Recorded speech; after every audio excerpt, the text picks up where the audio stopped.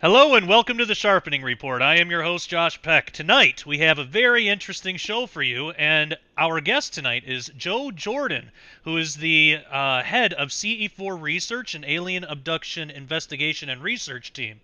Joe has been a mutual UFO Network field investigator and researcher since 1992. By profession, he is a safety professional, where part of his duties entails accident investigations and root cause analysis training that he uses in his research investigations. For the past 20 years, he has shared his research findings from alien abduction investigations through many radio shows, newspaper and magazine articles, DVDs, and lectures. His research findings on alien abductions have been published in 22 different authored books, most recently, Nick Redfern's Final Events.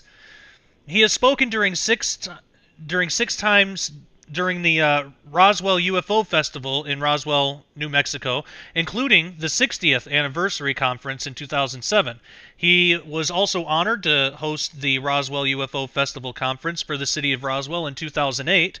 CE4, seeing that there seemed to be a spiritual nature to the so-called alien abduction experience, poses the question, are Christians being abducted by aliens?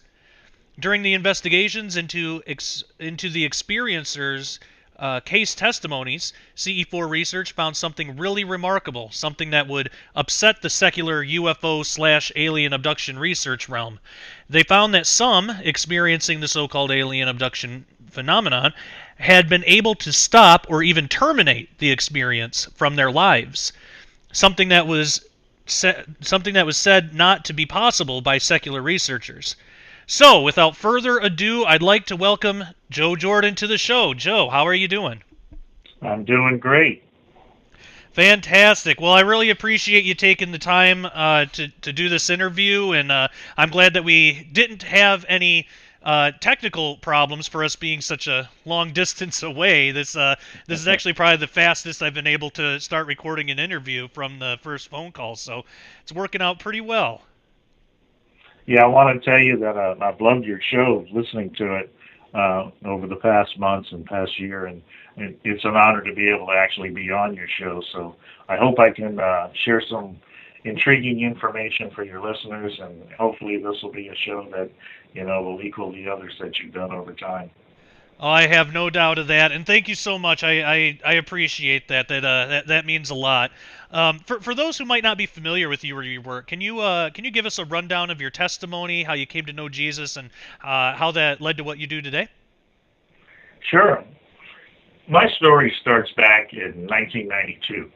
I happened to be on a vacation trip to Alaska to visit my brother, who I hadn't seen in a while.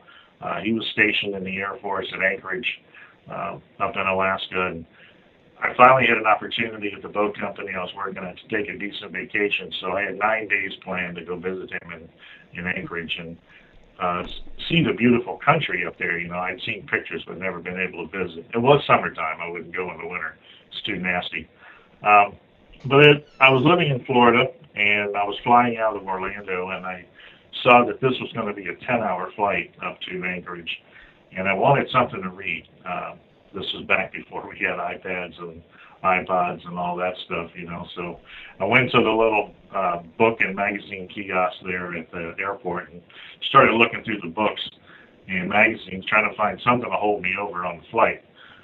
And I had one book catch my eye, and the book looked like a science fiction book. But when I turned over and looked at the back of it, I realized that this is not a science fiction book, but these authors were claiming that this was a scientific investigation of an event that happened in Roswell, New Mexico in 1947. The book was called UFO Crash at Roswell. I had no idea, no background, no interest in UFOs at all, but I did have an interest in science fiction. I was an avid science fiction reader, and when I was younger in high school. So this book puzzled me because I knew what science fiction was. I love science fiction because it was escapism. It was an opportunity to drift off to other worlds and other societies on other worlds and understand that it's just an entertainment. It's just a fictional entertainment. But this blurred those lines between fiction and reality. I couldn't understand this whole alien thing being even a possibility of being real, because to me it was all just a fictional escapism story, growing up. So I decided to buy the book and read it, and I did while I was on the trip and finished it when I got back. And it caught my attention, this whole subject of UFOs, and it opened the door to becoming where I am today. A long, long road down a deep hole through the UFO phenomenon. Do I look back and ever wonder, should I have never opened that door? Maybe. But at the same time, the Lord was able to use me in the research that I've done, because they did open the door and bring a truth forward that had yet to be discovered, in the world, dealing with this phenomenon. As I got into looking more into the UFO phenomenon, I was put in contact with some people in Orlando that were connected with the Mutual UFO Network. I befriended those people, and they introduced me to investigations of UFOs, which is what the Mutual UFO Network was about. I became a member. They helped train me up to be a field investigator, to where I would go out and follow up on sighting reports and put the research information together for MUFON on the investigation of a sighting report. And that's what they do, actually. They build a database of all the reports to try and understand what this phenomenon is actually about. And they've been doing this since the 60s, the late 60s. So they've got thousands upon thousands upon thousands of reports in their database that they're working with, trying to run queries on to try and understand what this phenomenon is actually about. It was interesting to be part of that, because not only was I looking at the research, but I was also able to be part of the research. And it wasn't long before these guys that I was working with said, hey, there's no chapter for MUFON over in your county, Brevard County, where I lived in Florida, which is where the Space Center is located. Maybe you might consider taking up and forming a chapter there and training up some field investigators under yourself and, work there in that area. And I thought, well, that would be interesting. How cool would it be to be a state section director for MUFON, especially at the Kennedy Space Center location, that area there. So I did. I became the state section director for Brevard County, and also took on Volusia County, which is where Daytona Beach is, for a while. Trained up some investigators under me. I had 5 good ones that worked with me, some others that came and went. But we started what MUFON asked us to do, follow up on sighting reports. Made our phone numbers available through the Sheriff Department, Police Department, the newspaper. So people called in, they would pass the information on, because most of them didn't want to follow up on a UFO report. But they would pass it on to us to where we could follow up with it. And we would help add to that database that MUFON was working with. One of the things that they asked me to do as a state section director is hold monthly meetings open to the public. You don't charge anything, they're free meetings, but it gives an opportunity to let the public come in and understand what MUFON is about and be able to share their stories, and we can share the information and the research that we've been working with MUFON to the public. And I did that by working through our local library. The library said, we don't charge you anything as long as you don't charge the people that come in there. I said, nope, these are free meetings, and we just want access to a room. We want access to the video equipment so we can show DVDs and VHS tapes that we had available from conferences or research to share with people. And it started out really great. Let me tell you what, when you take a sign and you post it on a door saying UFO meeting, you get all sorts of people walking in. I bet. You have no idea. I mean, I could have just as easily stuck Bigfoot up there or tarot cards or anything else, but you're going to get all sorts of strange people coming there. And they did.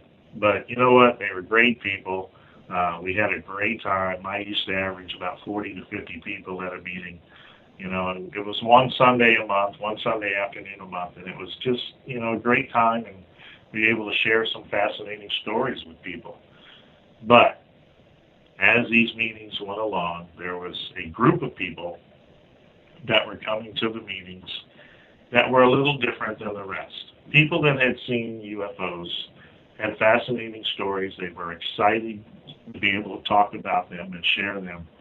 But these other people weren't so happy. And these were people that claimed to have had abductions by the so-called entities behind the flying saucers, or UFOs, and people that had had contact. They were contactees and abductees. Those are the terms that are used in this phenomenon. These people's lives have been turned upside down. These people's lives were not what they used to be. What they had encountered was traumatic to them. It was so different, so strange, so bizarre, and so controlling that they were pretty much suffering from conditions of, I would even say, PTSD. These people were actually traumatized. Wow. They couldn't share their stories with people because people just think they were nuts. These stories were so strange and so bizarre. And I started listening to these people, closely, because I knew this was a piece of part of this puzzle, this UFO puzzle, to finding answers.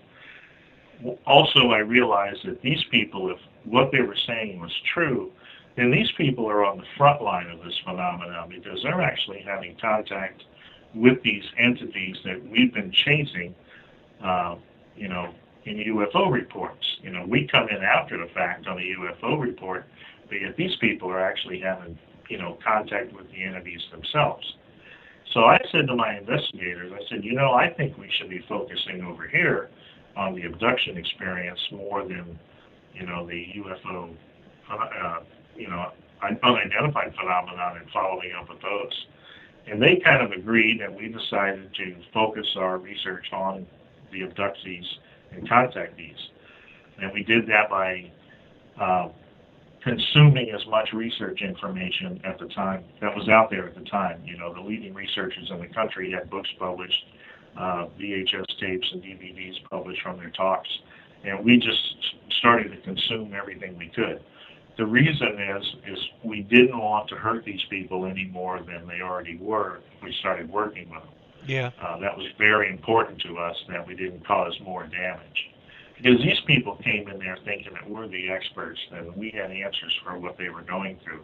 But we didn't, any more than anybody else did in this, the research realm. But we were willing to listen, and we were willing to, become part of the research to help understand what was happening to them. At the same time, I realized, listening to a lot of the people coming into meetings, that there seemed to be a spiritual aspect that they had found to this UFO abduction phenomenon. And I had no connection to any spirituality at the time. I came into this at 42 years old. Is that about the time? No, it was earlier than that. 38 years old, 39 years old. I came into that as an agnostic humanist, looking at this phenomenon. So that was the set of glasses that I was wearing to put everything in perspective to what I was dealing with here as an agnostic humanist. I didn't have any spiritual background. I didn't have anything that I was connected to that, sorry about that noise there. Oh, it's okay.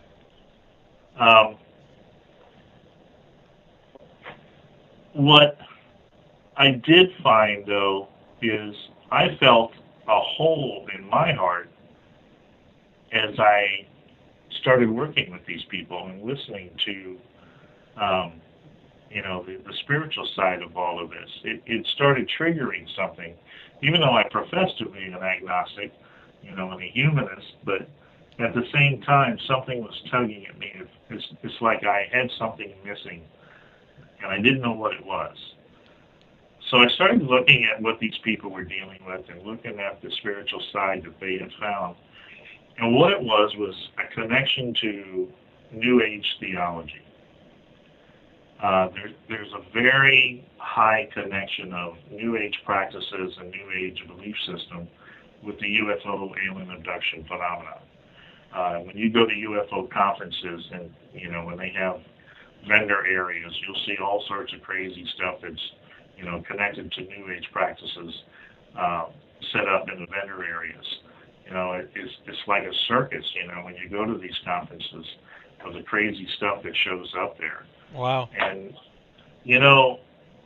if they're looking for honest, serious research, you think they would separate all of that. Yeah. But they don't. It's all connected there. It's all those conferences in Roswell that I was at, amazing to see the crazy stuff that would show up connected to a UFO conference, and a UFO festival. Just everything under the sun, all connected to New Age beliefs. And even though, at the time now I can look back at this and understand that belief system and teaching is all wrong, I didn't know that at the time. And as I started to investigate it and try to understand the connection to the UFO realm, I actually became involved in it myself. And I picked up on everything that was involved with it because I had that hole in my heart that something was missing. Yeah. There was something spiritual in my life missing. And that was there at the time. That was something I was opening up to and looking at. And I used that to try and fill that hole. So I became involved in in the New Age practices myself, even to the point that I was, sharing with my Christian friends and, trying to convert them to the, New Age teachings. And I was able to do that with a lot of them because they really didn't know who they were as Christians in the first place. Sad thing, but I had to go back and try and help those people when I did become a believer. I spent about 4 years in the New Age and doing investigations at the same time. My partner, my number one investigator I had at the time, happened to be a Christian. He would put up with my craziness and my crystal rolling and all of that I had.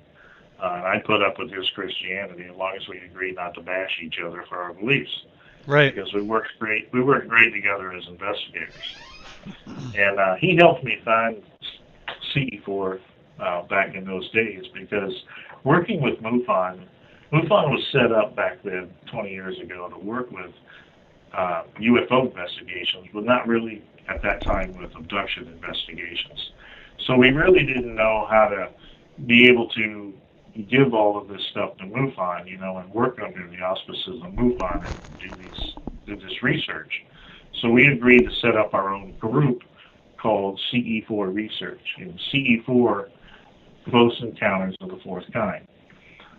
Most of us are aware of the movie, Close Encounters of the Third Kind, which means contact. But Close Encounters of the Fourth Kind is actually representative from Jack LaLanne as abductions. Yeah. So that's what we call the group, CE4 Research, Close Encounter Fourth Kind Research. And we kept the group as a small group. We tried to make sure that most of the people that worked with us were, trained up in investigations with MUFON so that we could keep some credibility when it came time to share the research. We started doing investigations on the experiencers. We were trained up. We felt comfortable to start talking to them and start documenting the cases. And what we were finding were the same things that the secular realm did. The same questions came up. Why was it happening to these people? And, was there any way to help these people? We weren't finding any answers in the beginning there. And it came to 1996. We were busy with a lot of different things, a lot of cases we were working on at the time. But I got involved with an event in my area that took some of my time away, plus trying to work full time and working with people that, that were abductees. But I had a girlfriend that I was working with. She was one of our investigators. I got her involved because a lot of the experiences we worked with were female. Matter of fact, predominantly abduction experiencers are female. And, there's a lot of touchy information that they want to share about their experience with a man. And I didn't feel comfortable doing that, without another woman there, or let the woman do the, research and do the investigation on that part and then share back with me so we can put the findings together. Right. And it kind of worked. It kind of worked good that way. She helped us quite a bit in that aspect. And she was also a professing Christian. And even though, boyfriend, girlfriend at the time, we didn't, bug each other about our beliefs either. We kept that separate, and worked together and had a good time together as, boyfriend, girlfriend. But something caught her attention during this busy time that we were in. There's a couple of cases we were working on that were really troubling to us, and we weren't quite understanding them. And there seemed to be something very dark about these particular cases. And that's what she caught on to, and pulled me aside and said, hey, I want to talk to you about what you're going through here. She says, I think you guys, really need some protection when you're working in this realm.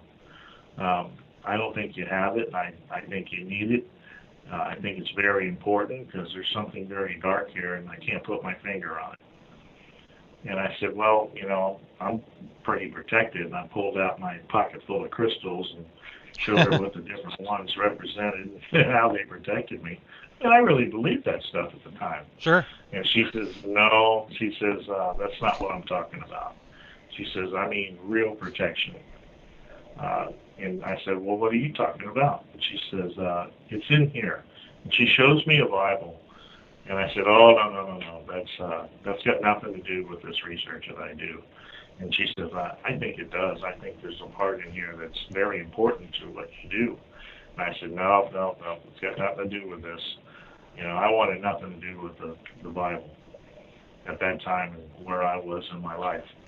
And she said, let me ask you something. She says, you always tell people you're the most open-minded, objective researcher, that there is. And I said, well, I feel that I am. And she says, then you're willing to take a look at this? I've been had right there. She caught me. And wise woman. Said, oh, yeah. And she said, let's take a look at this, just for a moment. I said, all right. Well, she shared part of that gospel message with me in an area about some protection, spiritual protection, as a person who believes the gospel of Jesus Christ. And I said, wow. I said, you know what? I want that protection. I said, I think that's probably a lot more reliable than these rocks that I'm carrying around in my pocket. And it was that day I accepted Jesus Christ as my Lord and Savior. Well, here I'd already had the opportunity to look at this UFO abduction phenomenon through a set of glasses as a agnostic humanist. Again, 4 years of looking through a set of glasses from the New Age belief system. And here I am now, a new Christian, and I'm able to look at everything through the eyes of Jesus Christ. And this is where things started to change for CE4. As a new believer, not knowing what a believer was, or what a believer's history is, or what a believer's, as a new Christian, I had no idea what I was, except that I had accepted Jesus Christ as my Lord and Savior. And I wanted to know more, and I wanted to know more real fast. And I made that comment to my girlfriend and my partner, who also was a Christian, and he says, well, I got this friend that's got this really intense Bible study course that you're welcome to check out. It's all on VHS tape, 2-hour sessions, and there's like 2 weeks worth, 14 of them. And I said, well, this was November that I gave my life to Christ, right about the same time of the month as it is now. And I said, I got 2 weeks coming up, at work that I'll be off at Christmas time, and I said, let's take that time, and in the evenings we'll watch these videos. And he said, sure. So he says, I'll come with you. So the two of us went to his friend's house, and the three of us would sit in the living room and watch these VHS tapes of training and information about the Bible. And it was very intense, and it was very fast, but it was a whole lot of information, and it helped me to where I learned a lot real quick about it myself as a believer, where it would have taken me probably 100 Sundays sitting in the church to learn that much. Wow. So I was very thankful to be able to have gone through that, short, intense course. And it was during that 2-week course that one night they put in the VHS tape, and the guy that was doing the course starts up and says, he's going to talk about spiritual warfare. And I thought, well, that's a cool sounding, term. And I had no idea really what it meant. But it sounded great. And as he started into it, he started in with the verse, Ephesians 6:12. For we wrestle not against flesh and blood, but against principalities, against the spiritual wickedness in the heavenly realm. And while he said that verse, I had this vision in front of my face of the, typical gray alien. And as I'm looking at it, it morphed into the most horrific thing I'd ever seen. Oh, wow. And it just, freaked me out big time. I bet. And I told my buddies, I said, stop that VHS tape. And they're going like, what? And I said, stop that tape. I got to tell you what I just saw. And they did. And I told them what I had just seen in front of me as he was speaking that verse. And I said, I think what we've been dealing with is not what we think it is. I said, I think I've just been shown who these entities really are. Because we didn't know at this time, up until this time, that we were dealing with demonic entities. Right. We thought we were dealing with extraterrestrials. We believed that the possibility was there for there to be extraterrestrials. But when I got that vision, it was like, such a powerful vision that I knew at that time what I had been shown to be real. And I said, guys, I don't want to be part of this anymore. I said, if this is what this really is, I said, this is not something that we should be involved with as Christians. I said, I think I'm ready to stop and, turn away from being a UFO abduction researcher. I said, I need to focus on being a Christian. And my partner agreed. And so we decided to put it away. And we did for a short time. And it was actually a few weeks. And then I got this nudging, and it was like a voice telling me, not really a voice, but something telling me. And, as a new believer, I'm not understanding how God works. Can he talk to you? Does he talk to you? I don't know. I hadn't had any experiences like that when I was in the New Age, and that's what they were looking for all the time. Right. But here I was a believer, and I get this strange message, you're not done. And I'm like, oh, yeah, I am. And I'm thinking, God, if this is you talking, I said, no, I'm done. I'm serious. I'm done with this. And he says, no, you're not done. And I said, this is not something we should be dealing with. And I said, what do you mean I'm not done? And then it came, you need to take this back to where you came from. And I said, I can't take the truth back to where I came from. I can't take the Bible back to the New Age. They don't accept it as being the inerrant Word of God. They think it's just a book of great way to live your life, written by old guys that who knows what they were into, but it all came together to make a nice guidebook for life. That's about as much as they'll accept it as. Yeah. I know, because I was in the New Age. Yep, me too. And I said, Lord, you got to give me something better than that. You know, better than God's Word? I say, you got to give me something better than that to take back to convince these people that this alien UFO phenomenon is not what it seems to be. Well, I didn't know you shouldn't talk to God like that. I challenged him, I didn't know better. But he came back and said, you already have it. And that hit me. I'm going like, I already have it. I already have it. What do you mean I already have it? So I went and talked to my partner, and he thought I was nuts. And I told him all this stuff. And he said, let's go look at, what we got here. So we went back and looked at some of the cases, and we pulled one out of a particular fellow we had recorded 2 hours worth of VHS tape in his living room talking to him 6 months prior to me coming to Christ. And as we watched this video, it's like, do you remember any of this? And neither one of us did. It's like we had sat there and our eyes had been blinded and our ears had been shut to where we couldn't even remember the information that this guy was sharing with us at the time. And on this VHS tape, he commenced to, as we were listening to it, we'd already heard it before, but didn't remember it. But he's telling on the videotape that describing an actual experience, and a horrific experience, where during the experience, in utter fear, and as a new believer himself, he calls out, Jesus, Jesus, Jesus, or Jesus, help me. And abruptly, the experience stops. Wow. And he wakes up in his bed, and his wife woke up next to him and said, why are you jumping on the bed?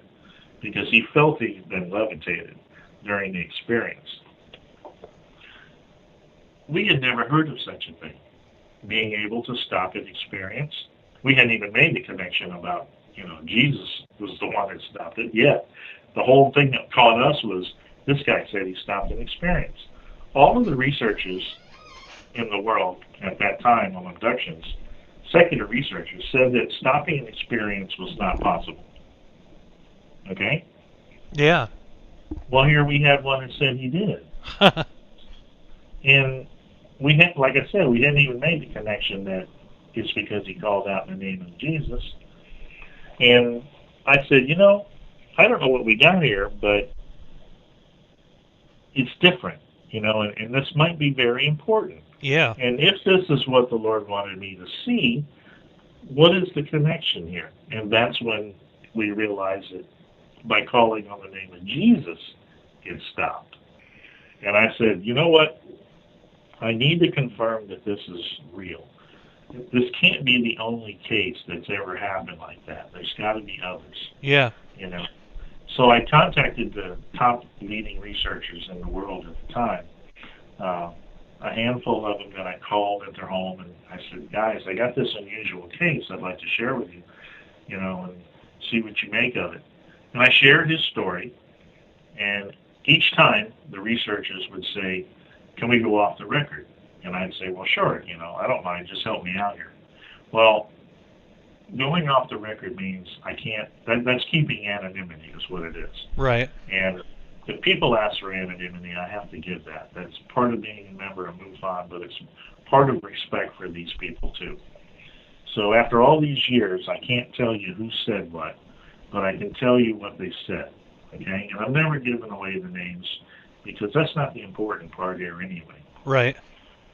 But these people, after telling him, yes, I don't mind being off the record, just help me out, they all said, yes, we had come across similar cases like this, where people had either been in repeating a prayer or singing a hymn or something like that during an experience, and experience was stopped. And I said, wait a minute. You guys have all said in your research that it's not possible to stop an experience. I said, but yet you're telling me not only have you got cases that they've been able to stop them, but by stopping them in the spiritual aspect, this religious aspect. And they said, yes. And I said, well, why have you not shared this information? And most of them said, we didn't know what to make of it. Okay, it didn't make sense to them. As non-believers, it didn't make sense. Yeah. But the part that puzzled me the most was that almost every one of them said, we were afraid to go there because it would affect our credibility in the realm. In other words, bringing religion into the realm or any belief system into the realm of investigation of abductions would cause problems for them, and they didn't want that. Wow. So what's happened here is they've withheld information from the people that are relying on them for the truth. Yeah. Isn't that called a cover-up? Absolutely. So the cover-up, and I've heard that term all my 20 years working in the UFO realm, they always point to the government for the cover-up. I'm sorry, but the cover-up's amongst the researchers you're relying on for the truth, not the government. Wow. Okay? And, you know, I've said that all the years that this has happened. But you know what? I've been in contact over the years with these same people that I'm talking about. They've never come against me as I've shared my research. But the ones that I didn't have the opportunity to talk to about this, they've come against me with hatred, with violence in their talking, you know, about my research that I've been able to share with this. You know, they're very angry when I try to share this information. So I told these guys, I said, look, you know, I'm just an everyday worker. I work at that time I was working at a boat company that I worked for 24 years. I said, I'm just a working guy. I got nothing to lose here by sharing this information. I said, I think it's a major piece of the puzzle that is not being shared. I said, I'm going to take this piece and I'm going to run with it. And I'm going to find these cases and I'm going to publish these cases and share them so that all the pieces of the puzzle are laid on the table to be able to see what this picture turns out to be. And you know, all of them said the same thing. Please do, because we can. Wow. So that started the mission of CE4 Research, was to go after cases, make ourselves available, make ourselves known, that we were accepting cases of people that have been able to stop the experience by using the name and authority of Jesus Christ, or through prayer, or through singing a hymn, or whatever. And we put that information out there, and I told my partner, I said, we've got to get this out there beyond the point of no return quickly, or we're going to end up getting shut down by the secular realm. It doesn't like us. Well, with God's help, not our own, we got coverage that went around the world very fast through the internet. We had people picked up on our stuff. We had a local newspaper article done that was 2 pages long from a friend of mine that worked at the newspaper, got his coverage. And I said, bam, there you go. 2 pages of local coverage in the, you know, Brevard County newspaper, you know, the Today paper. But you know what? It wasn't a couple of weeks went by that I started getting phone calls from all over the country. People saying, I saw your article in the newspaper, and I'm looking at my ID caller, and it's from Wisconsin or Michigan or Colorado, and I'm going, what are you talking about, your local newspaper? You know, come to find out, Today newspaper was an affiliate of Gannett newspaper, who took the article and put it in all their affiliates all over the country. So it went out real fast with not our help, but, you know, it had to be God's help to get this thing going. And then somebody picked it up on the internet and shot it out there, and that was early internet time. And then it ended up within 6 months in Flying Saucer Review, one of the most noted UFO magazines in the world at the time out of England. The same article was put in the magazine. I still have a copy of it today. And it went around the world. So we went past that point of no return. So now it was out there. They couldn't recall all of it, you know. So now we were ready to go. We got our first website put up. We started making it to where people could access and contact us, and the cases started coming in. As of 22 years working with this now. I've probably worked on 600 testimonies, actually was able to talk with people and, got their testimonies from them, from their experiences. I've got over close to 150 of them posted on the website. I haven't had access to the website myself here lately, so a lot of them, the new ones that are coming in, I post on the CE4 Research Facebook page so that people still can see them. But they don't stop coming in. The more coverage that I've gotten over the years, the more testimonies come in. And it's always been the question that I put out there when I do my conference talks or radio talks or whatever. And I say, how many cases does it take for you to believe that what I'm telling you is true? Right. That the name and authority of Jesus Christ can stop this experience? And 100, 500, you know what? It's not stopping. They're still coming in. Wow. I've had people translate the information from my website in all different countries. I just got one the other day where a gal in Poland did her best to translate, her Polish into English so she could write me, and wanted to share that she had come across our information in a major article that was done on, a website which covered our research in Poland, and it was all translated into Polish. And otherwise she'd have never come across that information. And there's all sorts of countries out there that people have sent me emails showing me that this stuff has been translated into their language, and they were so glad to be able to see it and read it so they could be helped. And this just keeps going on and on and on. And that's where we are today. That's amazing. Yeah, and that's really cool. And so, I mean, do you still investigate cases, or is it just reports come in? And if you do investigations, what does that what does that actually look like? Like, how do you decide if to take a case, and if you choose to, how do you go about helping an individual? Well, we don't do as much actual investigations as we did in the early days because the website in CE4 took such a different turn.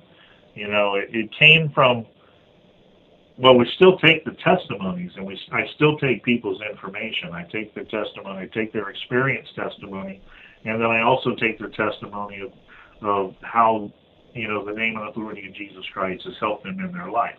Right. And that's the key thing we're looking for. When people contact me, they're contacting me for just a couple of reasons.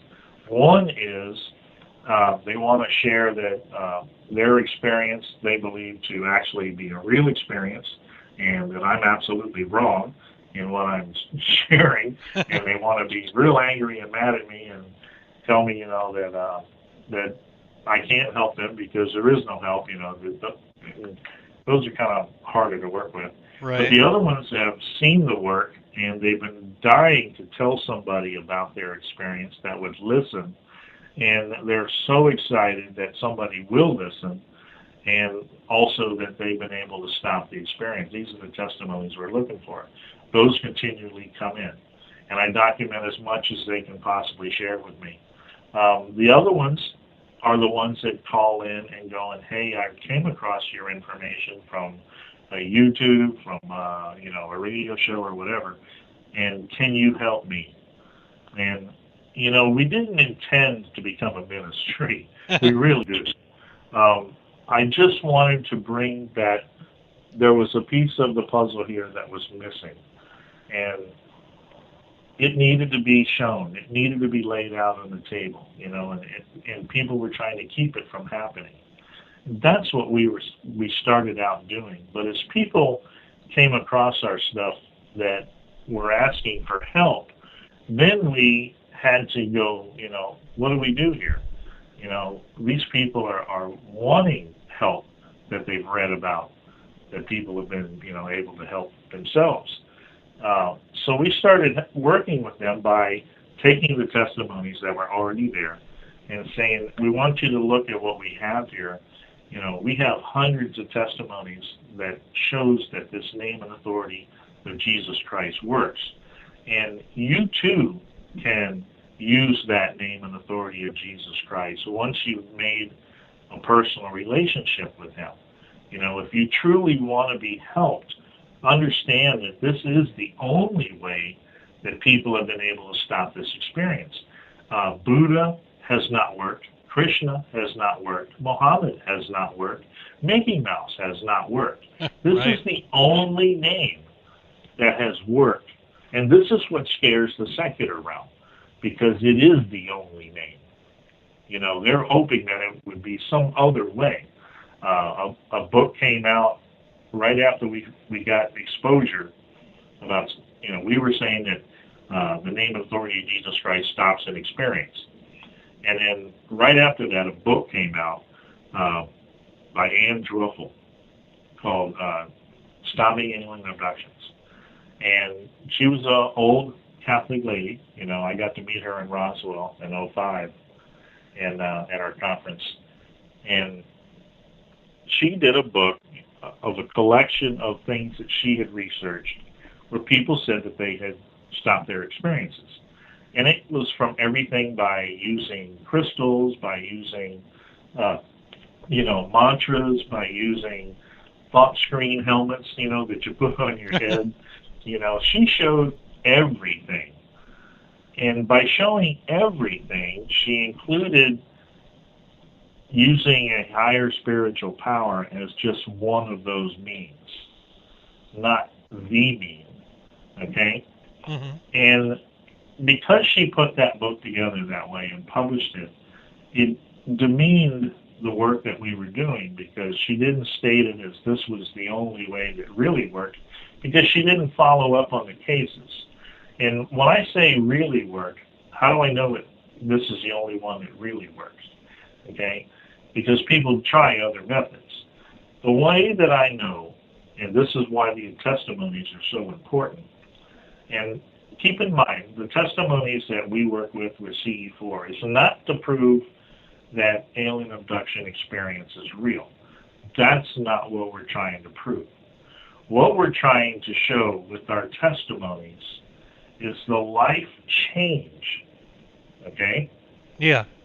By claiming the name and authority of Jesus Christ through a personal relationship. A life changed from being totally turned upside down from the experience to getting their life back to normalcy through that relationship with Jesus Christ. We're not trying to prove in any way that the experience is real, okay, that it really happens to people. They believe it happens to them. What I show is that all the effects that come with their believing that it happened to them can be put away and terminated by that relationship with Jesus Christ. Those are what our testimonies prove. And it leaves the question, because of that, if this name and authority in Jesus Christ can change a life back to normalcy from being turned upside down by the abduction experience, what is really the source and power behind the experience? Absolutely. Is it aliens? Is it alien? Probably not. Right. Especially when no other name works. And there's other red flags to this phenomenon that give us these clues. My partner, Guy Malone, when we did our last talks in Roswell in 2010, the talk that he did was about the messages from these experiencers and contactees during their experiences. And all of the messages, that communication and messages that experiencers get from these entities is always anti-God, anti-Bible, anti-creation, anti-Jesus Christ. You know, that's a serious red flag. Yeah. If these are extraterrestrial entities and they're coming all the way across the universe to bash one belief system, when there's so many other belief systems out there. And what's interesting, you know, I say other belief systems, but there's only two beliefs. There's the one that people believe in Jesus Christ as Lord, and there's all the others that don't. Yep. Okay? There's only two categories. And these entities only come after this one. So that's a serious red flag to go, hey, why would they only come after this one? And that's where, again, it starts looking like this is more of a demonic entity than an extraterrestrial entity. Even over the years, as I listened to the researchers do their talks, I see a change where it's gone from extraterrestrial biological entity more to a interdimensional. Yeah. Entity.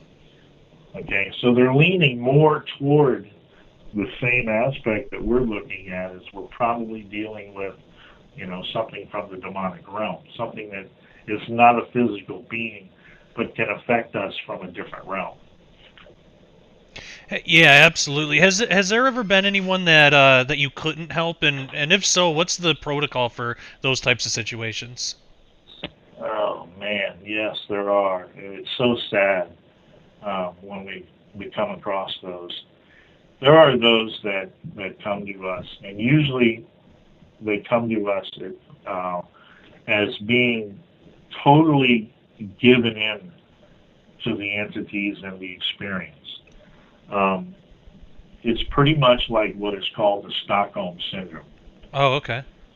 It doesn't matter how much these people have been tormented or deceived in their experiences, they still feel that they are chosen by these whatever beings are for a special reason. Wow. To help humanity. Okay? Those people are the hardest to help and reach because they've given over completely to the enemy, to these entities. Yeah. And all we can do there, and I've worked with a number of them, and I try to be, as helpful as I can. I try to keep an ear for these people, that listen for them, but they still want to talk to somebody. Yeah. Because most people think they're nuts. And I do my best to try and show them all, the testimonies. I try to keep it, the personal part, outside of this. And, I have my own testimony that I don't share as part of all of this, because I don't want the focus to be on me personally. Okay? It needs to be on the many, many, many testimonies as a volume. Like, again, when I work with these people, how many testimonies does it take to show me that these people have done something that you could also do? Okay? You could also be free from this through this authority in Jesus Christ. Yeah. But the problem is they really don't want help. Okay? It doesn't matter how much they're hurting. It doesn't matter the pain they're in. It doesn't matter that they've been totally turned away by family and everything else. These entities have totally convinced them that they're called for a purpose. And all we can do is share what we have with them, plant the seed with them, that there is a hope, that there is a deception involved here. There are red flags that they really should look at, and hope that one day that when these entities let them down, that they'll remember that there was somebody that they can reach up to that can help them. Absolutely. Yeah, you can't help people who don't want to be helped, but we can certainly pray for them and plant seeds and be there if they change their minds. Can you tell us about some of the strangest encounters that people have reported to you guys? Oh, geez. Yeah. There are some strange ones out there. I bet. But keep in mind that, this is all about deception. Yeah. I've got people that believe that they, woke up they woke up and found themselves, miles from the house and had to walk back in their pajamas or underwear, whatever they went to bed in. Others that woke up and children were missing, spouses were missing.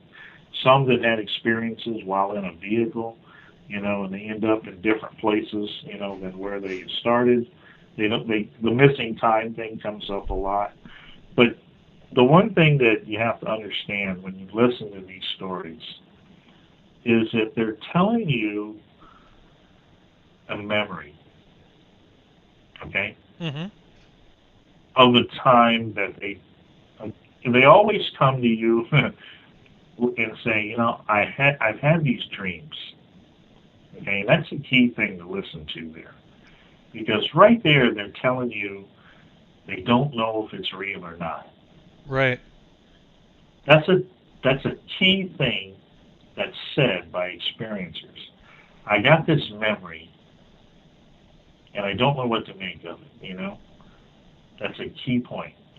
Because what I have found over the years is this experience is just a memory, okay?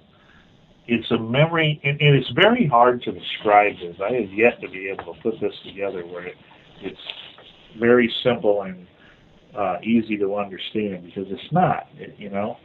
But people claim that they believe this experience to actually be a physical experience, even to the point that they can be taken somewhere. That's not true. Nobody's taken anywhere. What's happening here is the experience seems to be that convincing that the people actually believe that happened. The experience gets polluted as they start looking for answers. Okay? When you have, how do I put this? Like I said, it's still difficult to explain. It's like the people are part of a play, okay? Okay. But the play is in the mind. You know, it's like when you're in a school play, you have a part in the play. You're the experiencer in this case. You're actually the main part. The question is, looking at all of this, is who's the screenwriter that put this play together? That's the entities that are behind this experience. They're the screenwriters, okay? This demonic realm they're the screenwriters. They're the ones putting this play together and putting you in the play. So what you're remembering is being in the play, okay? But the play is not real. The play is not reality. The play is just a play. And one thing that made me start looking at this is Gary Bates, who wrote, what's the title of his book? Alien Intrusion? Alien Intrusion, UFOs, and the Evolution Connection. He hit upon, in his research, and I was working with him too on this, I still work with him on this, is the connection and similarity between hypnosis itself, the actual workings of hypnosis in relation to the way the people talk about their experience. And I had to start looking at this, you know, what he was finding there, and I was understanding what he was saying and seeing. And I went back and started talking to a lot of the experiencer cases that I had worked with over the years, and I started asking them different questions. And what I found in the re-questioning, questions that I had failed to ask before, was I found that, let's take this for instance. If I say, Josh, your last birthday, we're going to talk about your last birthday. Okay, did you have a birthday party? No. You didn't have a birthday party. Did you do anything with your life? Yeah. Okay, let's take that subject, that particular moment in time.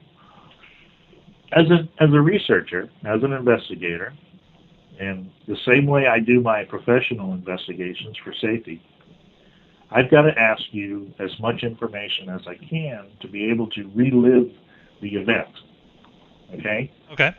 And the questions that I started asking these researchers, these experiencers again, and that I would ask you, is I would get you to relive the experience as much as possible. What most researchers dealing with the abduction experience, when they're doing investigations with experiencers, they let the experiencer talk, and they take what they have said, and that's what they work with. But there were things that I saw that needed to be asked that some people weren't asking. And those are the questions that I started asking these people. And what I found was that during an experience, not all of the senses seem to be recorded. But if I ask you about the event with your wife on your birthday, I could ask you if you were indoors. I could ask you, was it hot or cold? You could tell me that because your memory would have that there. Right. You know, was there a wind blowing? You would feel that if it was happening, and you would remember that. Were there smells? You would remember that. If you were sitting in a chair, you would remember that because your body would remember the feeling of sitting in a chair or your feet on the ground. In other words, I could ask you the right questions to relive that moment in time, and you would remember all of your senses working. Right. That's telling me that you're sharing a real event. But in the instance of these experiences that people have, it seems to be that the entities behind it, the demonic entities, are not using all of the senses into play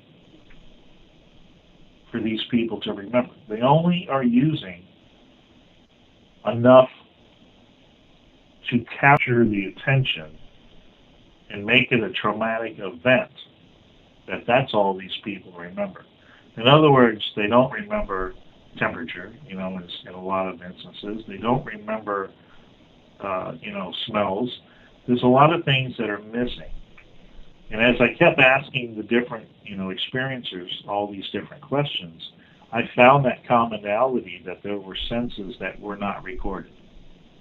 Because it wasn't a real event. They were only given enough to deceive. Interesting. It didn't need to be any more complicated than that. Right. So that's a key thing to look at.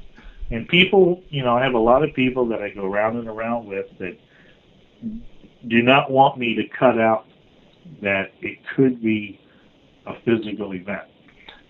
Are there physical evidence from the event?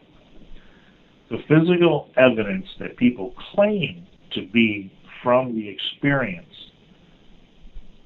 I don't think is from the experience itself. Oh, okay. It's a deception that the enemy is using to promote the experience. Okay? Remember, we're dealing with an entity behind this experience who the Bible calls familiar spirit. Who is the entity familiar to? You. Okay? Right. These entities are around us all the time. The same entities that are behind these experiences. They know everything you do. They know everything you speak. They know everything you're up to. And they can use that against you to perpetuate this deception. Whatever it takes to make you believe this experience is real. This is what we're dealing with.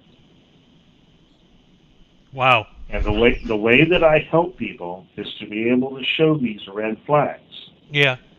That this is not real. Because you have to be able to get to that point to be absolutely free. You have to understand that the enemy doesn't have the actual power that he wants you to think he has. A lot of people think that during these experiences that the enemy can read your mind. That's a lie also. The enemy cannot read your mind, and Scripture talks about this. Okay? Why are we told to go into our prayer closet to talk to God? To be able to not speak openly to Him in prayer. Because when you speak openly in prayer, the enemy can hear you. Yeah. But if you have something to say to God that's just between you and Him, it's done spiritually, not vocally. The reason is because the enemy can't read your mind. Only God can read your mind. The enemy gives you the perception that they can read your mind, only because they take everything else that they've been watching that you've been involved with and can manipulate that to make you think that they know what you're thinking. Right. But it's a lie. They cannot read your mind. These entities cannot. That's part of the deception. They want you to think that they are so powerful and that they're able to, do that they can't be stopped. That's why they put all of this together. But they can be stopped, and we know that through these testimonies. Wow. Yeah, the thing that I like most about doing shows like this is when I can have a guest on that has a unique and different perspective and is able to communicate that in an understandable way. And I'm glad that you're able to do that. And and I think that's good for us to be able to look at all sides of something before we make a final decision on it like that. And so that's excellent. And yeah, I mean, I can even attest to the if there is anybody listening that this is all brand new and they don't know Jesus and they're having some kind of even if it's not necessarily alien, but if it comes across more demonic or any kind of experience like that, the name of Jesus works for it all. And I can speak to that personally. I had sleep paralysis problems for years, and the only way that I was able to finally get it to stop, and I mean like completely stop, not just for the night I was having it, was through the power and name and authority of Jesus Christ. I think that's the most important thing. What's in store for the future of CE4 Research? What are you guys doing now, and what do you have planned for the future? Well, being over here in Korea kind of limits me on a few things that I do. Right. But it doesn't shut us down. I still have people that I work with. We still take testimonies that come in. Like I said, they come in on a regular basis. I got 5 or 6 just from last week that I have to answer in my email still. But they come in weekly. Every time somebody else does another show, or every time somebody puts a YouTube out there and uses this information, or anytime somebody writes another book and adds this information research into it, it reaches more people. Yeah. Which in turn, has more people share testimonies. And that's always been our primary mission from even from the beginning when we founded CE4, was to build a database of testimonies to show that, again, how many does it take to show you that what I've got here is real? This piece of the puzzle is real and does need to be looked at. This is, just so your listeners know, this is not a magic word, this name, Jesus Christ. Right. There's another question that researchers ask. First they say, how can this be stopped? And they don't know, but we do know. We have the testimonies to show you how it's stopped. The other one is that they ask that they have no answers for is, why does this experience happen to certain people? Yeah. Well, we found answers to that. Not only one, but a possibility of 3 different answers. And what we found is some people actually asked for this experience. I did. I wanted to know what this was about. When I got into the New Age and I was chasing this, the idea of UFOs and aliens, I'd drive home from, another meeting that we had locally in a different county. On the way home, going down I-95, going, if you guys are out there, show me something. Yeah. Be careful what you ask for. Because that enemy's there waiting for you to just ask that question. Which door are you going to open? And it can be any door, whether it's, into ghosts or into paranormal activity or into UFOs or, psychic readings or whatever. They're all open doors, and that's all this is an open door. People open up to this. They ask for it. The second one we came across was people that didn't openly ask for it, but yet they were having the experience. What we found in asking the right questions is these people had opened doors to the demonic realm unknowingly. They were dealing with things that they shouldn't have, and it left the enemy an open crack to get in, and hence they ended up having experiences also. But the one that puzzled us, the third one for a little while, until we got into Scripture and found out what we were dealing with there, was people that, as adults, would tell me, I've had these experiences since I was a child. I couldn't have openly asked for the experience. I didn't know anything about it. Yeah. And I wasn't, as a child, I'm innocent. I'm not unknowingly dabbling in things I shouldn't have. I don't even know what it is right and wrong at that time, 6, 7 years old, Well, that one puzzled us because it didn't meet the criteria of the first two. There had to be a third criteria. And I started asking questions about family life. I got to the point where I was asking questions about their parents, and that's where we found the open doors. The parents had opened the doors, and by things that they had become involved with. The Scripture talks about this too, that the head of the household has the spiritual covering over the family, and if you, as the head of the household, are not spiritually covering your family and your children are as open to the demonic realm as you are. So it's very important about keeping that covering over your family and your children. Be careful, because the enemy's still looking to destroy the family. Whether it be done from attacking you or attacking your children. And that's how we found that a lot of the experiences were happening to kids at a younger age. Yeah, absolutely. I think part of my experience was from that too, the generational thing. Do you? We had a few people that sent in some questions for you. Do you want to get into some viewer questions? Sure. Fantastic. For the audience, if you want the chance to send in questions to future guests, you can do so at the Sharpening Report Facebook group. Just go to Facebook, type in the Sharpening Report, it'll come right up, and ask to join. I'm happy to have you as long as your Facebook account isn't spammy or trying to sell me sunglasses or jerseys or something. But we're happy to have you, and whenever I have a new guest on, I'll pin a post in the Facebook group saying who it is, what the topic of the show is, and give you the opportunity to ask anything you'd like. So again, that is the Sharpening Report Facebook group. All right, to start us off, Sarah writes in, I'd sure like to know if he's been involved in Bigfoot research. And then I'll add, do you believe there is any connection between the UFO phenomenon and Bigfoot encounters? I was only involved a little bit. When I was living in Florida, where I've lived the past 40 years, when I got into this research, I saw that there seemed to be some kind of connection between Bigfoot and the UFO phenomenon. I wasn't sure how it was connected.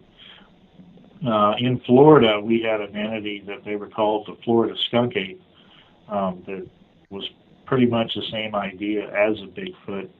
In the research that I've done looking at Bigfoot and the UFO phenomenon, there seems to be a connection of location of frequent sightings, what they call UFO flaps, and locations where Bigfoot is seen.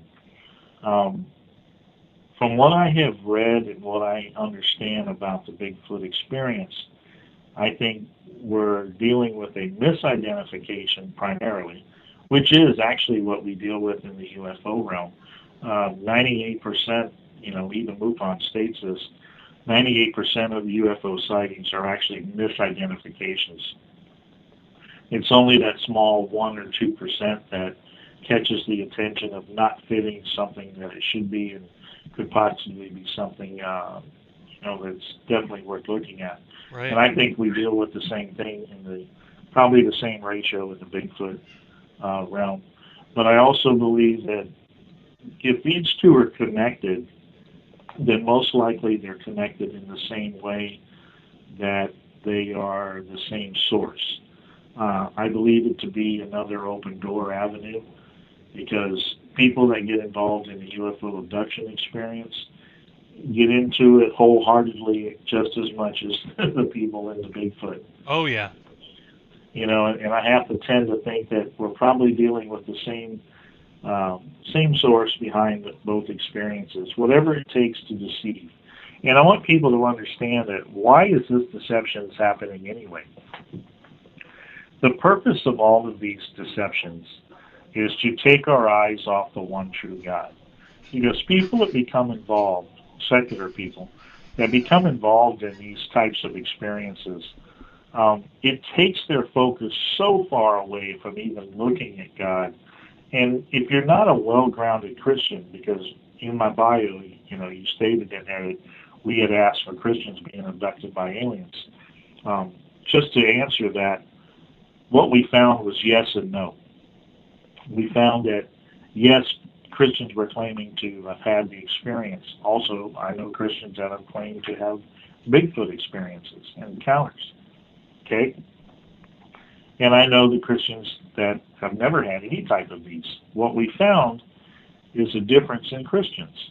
You have a walk-the-walk believer who we don't see having experiences like this.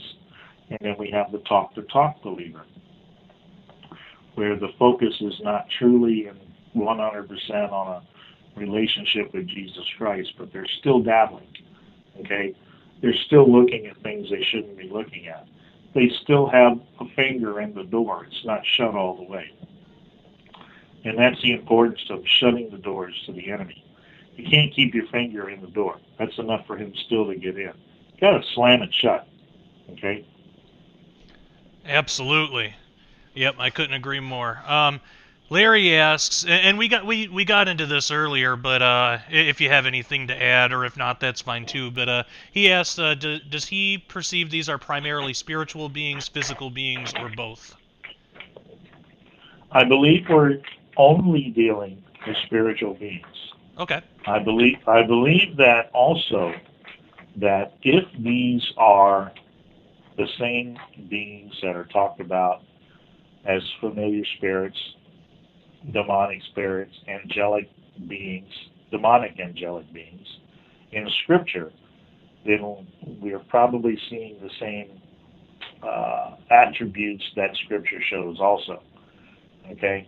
So even though they're spiritual beings, we do know that God's angels, if we're dealing with the demonic angelic realm, which is a possibility here, that they were able to manifest as needed to share God's message. Okay? We know that in Scripture. There's plenty of stories of that. Right. Well, the demonic fallen angels are still angels, just as the good angels are angels.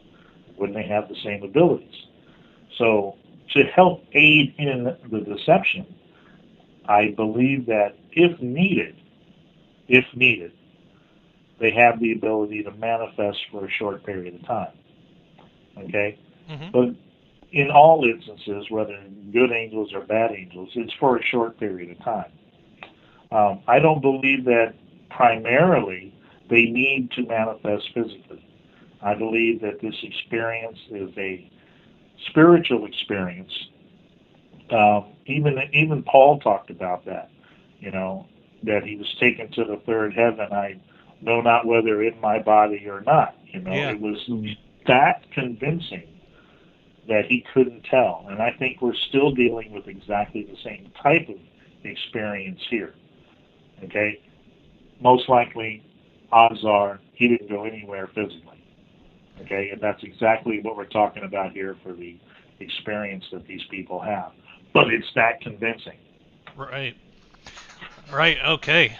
Chad writes in, ask him about Nick Redfern's research into the Collins elite and this secret government agency determining that aliens are demonic in nature. That's from the book he did with us on called Final Events.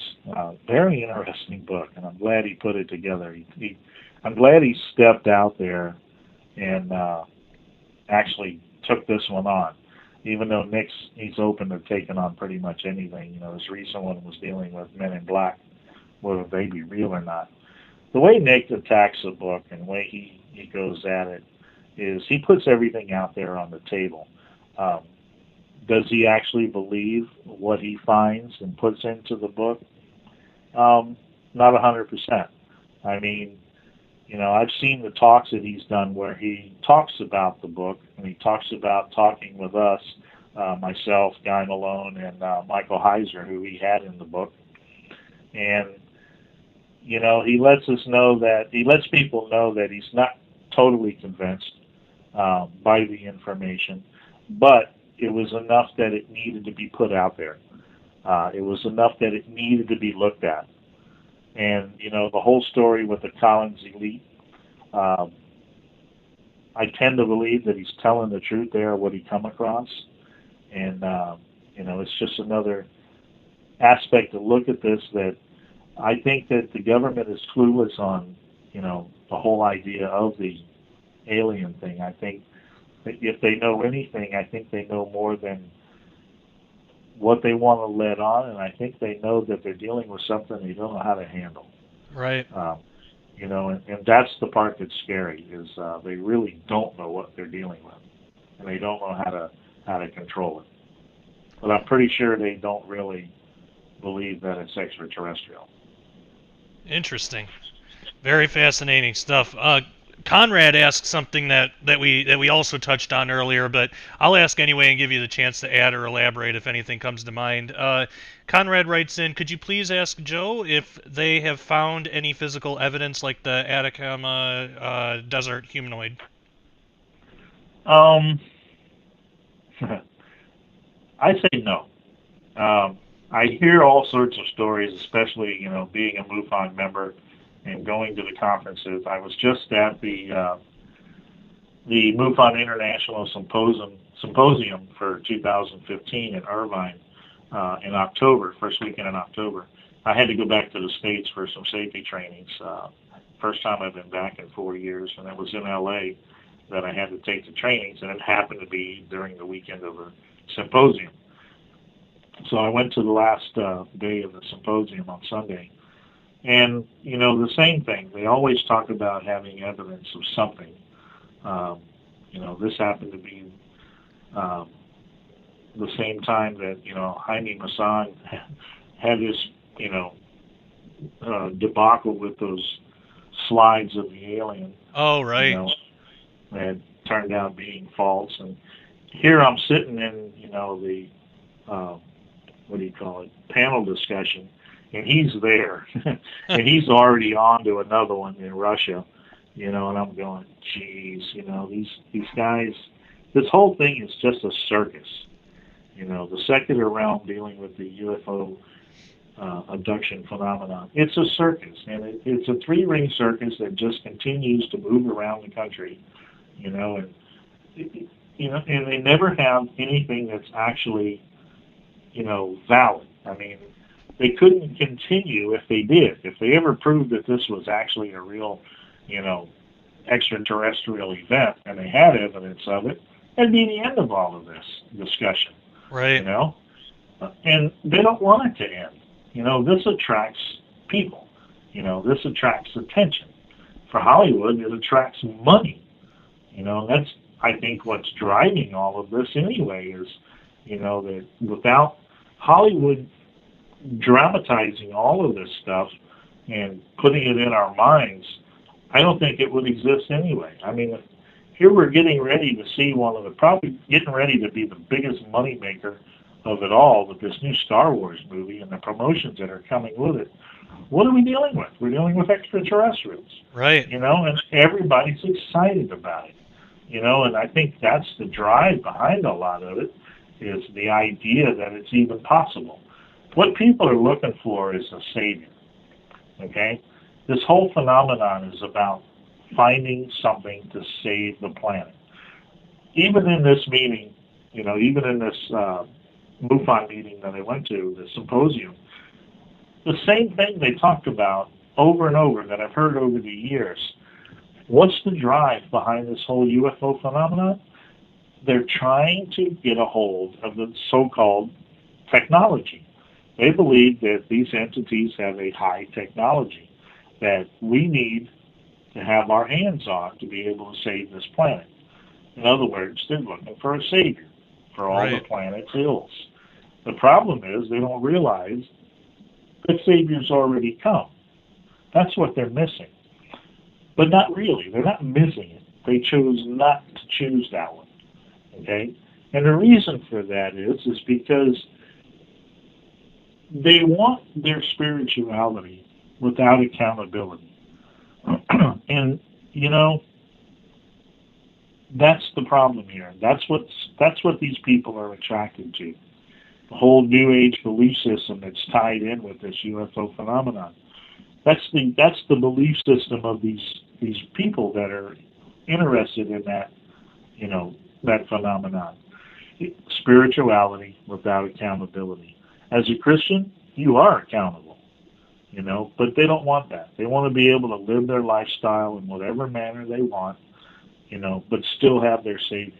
And they're hoping that Savior to come in form of ET. Absolutely. I couldn't agree with you more on that. That is the end of the viewer questions. Again, for the audience, if you want the opportunity to send in future guests some questions, do so at the Sharpening Report Facebook group. All right. If people want to know more about you and your research, where can they go? Well, first of all, the website, which is real easy. I've got a redirect on it that makes it simple. And it's www.CE4 Research.com. And on our website are the testimonies, radio shows, DVDs that we put up there for people to watch. The one thing I will tell you is everything's free. You can watch it for free, read it for free, and you're free to use it to be able to share and try and help somebody else. The one thing I learned way back in the beginning of all of this, because I was in the New Age looking for truth, is that everybody's out there trying to tell you they got truth and they want to charge you for it. Well, this particular truth was freely given to me, and I could not possibly imagine charging somebody else for what I was freely given. So it's been a commitment of mine to never charge for the truth. And I believe what we have here is the truth, and it's free for everybody out there. I have a YouTube channel, CE4 Research YouTube channel. All their talks are up there from our conferences, free for you to watch. We have a Facebook page, CE4 Research Facebook page, that you're welcome to come on, and I try to keep newer testimonies posted up there so you can keep up with new ones coming in. And you can also contact me personally if you want. Share your testimony, ask me questions, you know, tell me I'm a liar, whatever you want, at CE4President@yahoo.com. Well, fantastic. That's awesome. If you had to wrap up this this interview in a final thought, what would you want the audience to take away from this episode? That there is a hope. And that's the one thing that we have been able to share in this UFO alien abduction phenomenon realm that nobody else is offering, is actually a true hope. If you've been through these experiences and you're looking for help, there is a hope. We offer that hope. We offer the information so that you can be free from this deception. Nobody else in this realm offers that. And that's what we're about. Fantastic. Well, this has been an absolutely interesting conversation and a great episode. I can't thank you enough for taking the time. I know where you're at. It's probably about, 6 in the morning, something like that. I can't thank you enough for taking the time to come on the show. Yeah, it's about a little after 10 right now. Oh, okay. Well, that's not too bad so then. It's not too bad. It works out great when people like you with radio shows that like to do a Friday evening or something like that, or a Saturday evening. It works out great for me because it's just the next morning, you know, so I can get up and get ready and get right into a show, and I like working them that way. Fantastic. Yeah, absolutely. And it works out well for me too because I have kids, so evenings is usually better before they go to bed. But yeah, again, I can't thank you. I can't thank you enough for coming on. This has been really, really interesting. Hang on the line. I'll close us out here. For the audience, that again was Joe Jordan, president and co-founder of CE4 Research Group. You can check them out at the website linked in the show description if you're checking this out on YouTube, or really wherever you're checking it out. Look for a show description. Link will be in there. If you would like to find more episodes of the Sharpening Report, you can do so at ministudyministry.com and my YouTube channel, youtube.com/joshpeckdisclosure. Make sure to subscribe and share. Also, if you care to help support Mini Study Ministry, you can do so at ministudyministry.com. Your donations go to the everyday running of Mini Study Ministry and help bring you more episodes of the Sharpening Report, as well as more books and other materials. And I'll say, please only donate if you feel God leading you to do so. If you're not sure, or if you don't feel led, you can always pray for us. We can always use more prayer, and it's free. We're not 501c3, so your donations are not tax deductible, and I'm never going to be the kind of person that's going to promise extra blessings from God or a miraculous tenfold return on your money or anything like that. We're not in the business of making promises for God, but what I can promise is that your help, be it prayer or financial, is greatly appreciated. It keeps us going and is the only reason we're able to continue doing what we do. With all that being said, I want to thank you all for joining us tonight on the Sharpening Report. I am your host, Josh Peck, and as always, take care and God bless.